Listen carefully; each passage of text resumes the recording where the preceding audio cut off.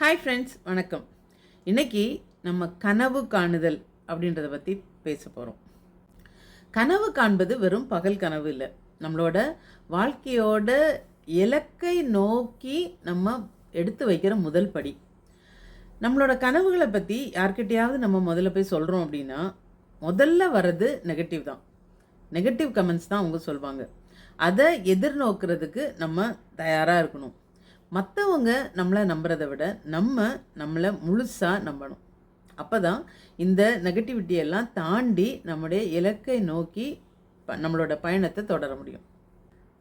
As usual இந்த மாதிரி நம்ம அடியெடுத்து வைக்கிற நேரம் நிறைய தோல்விகள் வரலாம், நிறைய முயற்சிகள் தடைப்படலாம். எல்லாவற்றையும் மீண்டு நம்மளுடைய கனவை நம்ம நனவாக்குவது தான் நம்மளோட முக்கிய லட்சியமாக இருக்கணும். நம்மளோட கனவை முறைப்படுத்துறதுக்கு நம்மக்கிட்ட ஒரு சில முக்கிய குணாதிசயங்கள் இருக்கணும். முதல்ல பார்த்தீங்கன்னா, நமக்கு ஒரு கிளியர் விஷன் இருக்கணும், ஒரு தெளிவான கனவு இருக்கணும். அப்போ தான் அந்த கனவை நோக்கி நம்ம முன்னேறி போக முடியும். அதற்கு அடுத்து அந்த கனவை நம்ம எப்படி செயல்படுத்தலாம் அப்படின்றதுக்காக கடின முயற்சி செய்யணும். கடின முயற்சி இல்லாமல் எந்த வேலையுமே நமக்கு ஒர்க் அவுட் ஆகாது. உழைப்பில்லாத கனவு எப்போதும் ஏமாற்றத்தை தான் தரும். யார் நம்மளை கைவிட்டாலும் நம்மளோட திறமை மேலே நமக்கு 200% நம்பிக்கை வச்சு நம்ம உழைக்கணும். நம்மளோட பிறப்பு சாதாரணமாக இருந்தால் கூட நம்மளுடைய இறப்பு ஒரு சரித்திரமாக இருக்கணும். அதுக்கு நம்மளுடைய கனவுகள் தான் நம்மளை வழிநடத்தும். பெருசாக கனவு காணணும். தடைகளை கண்டு பயப்படக்கூடாது.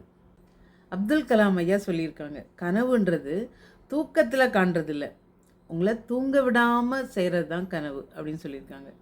அப்படி நம்மளை தூங்க விடாமல் செய்கிற கனவை கண்டு நம்மளோட வாழ்க்கையில் நம்ம எப்படி முன்னேறலாம் அப்படின்றத பற்றி ஒரு சில விஷயங்களை நம்ம இன்றைக்கி பார்க்கலாம். இந்த உலகத்தில் வந்த கண்டுபிடிப்பு எல்லாமே ஆரம்பித்தது, அதோட தொடக்க புள்ளி ஒரு கனவாகத்தான் இருக்குது. கனவு காண்றது ஒரு கற்பனை அப்படின்னு தான் நிறைய பேர் நம்ம நினச்சிட்ருக்கோம். ஆனால் அது எதிர்கால கண்டுபிடிப்போட முக்கியமான ஒரு விதை. அது தெரியுமா நமக்கு? பறவைகளை போல் உயரத்தில் பறக்கணும் அப்படின்னு ஒருத்தர் கண்ட கனவு தான் ஏரோப்ளேன் வந்தது. இருட்டை போக்கணும் அப்படின்னு சொல்லி ஒருத்தர் கண்ட கனவு தான் மின்விளக்கை நமக்கு கண்டுபிடிச்சி கொடுத்தது. உலகமே நம்மளோட கையில் சுருங்கி இருக்கணும் அப்படின்னு ஒருத்தர் கண்ட கனவு தான் இன்றைக்கி ஸ்மார்ட் ஃபோன் உருவாக காரணமாக இருந்தது. இப்படி நிறைய உதாரணங்களை நம்ம சொல்லிகிட்டே போகலாம். கனவு அப்படின்றது ஒரு பகல் கனவு இல்லை, நம்மளோட இலக்கை நோக்கி எடுத்து வைக்கிற முதல் அடி. கனவு காண்றது ரொம்ப ஈஸி, ஆனால் அதை நோக்கி நம்ம பயணிப்பது தான் ரொம்ப கஷ்டம்.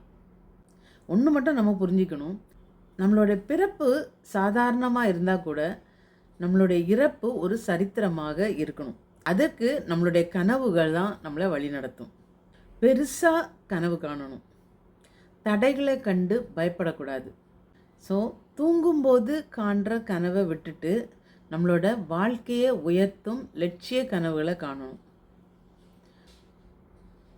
கனவு காணுவோம், லட்சிய கனவு காணுவோம். அந்த கனவை நனவாக்குறது வரைக்கும் ஓயாது உழைத்து வெற்றி பெறுவோம். செல்லமா?